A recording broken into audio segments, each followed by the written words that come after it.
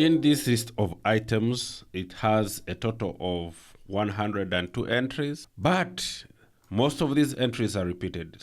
We want to see how many of these items are unique, and we achieve it using the SUMPRODUCT combined with the COUNTIFS function. So when we put the COUNTIFS function, the COUNTIFS function asks us for the criteria range. The criteria range is this list. We again use the criteria of the same list. Now, if we press F9, the first number is 5, the second is 12, the third is 40.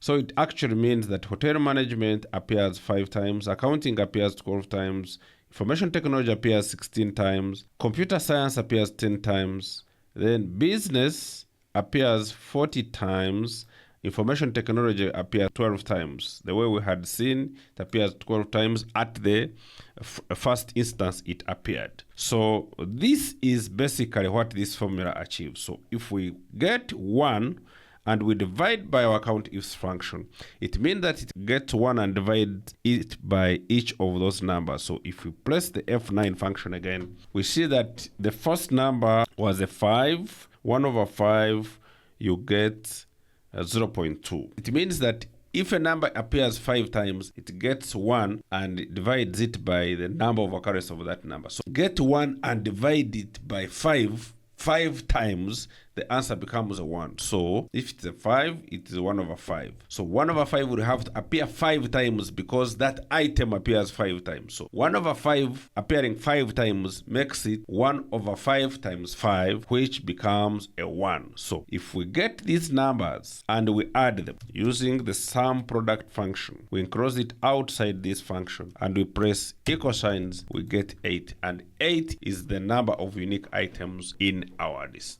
So this is how you, in the absence of a unique function, for those who may not have Excel 365, this is how you would find the number of unique items in a list. I hope you enjoy the lesson.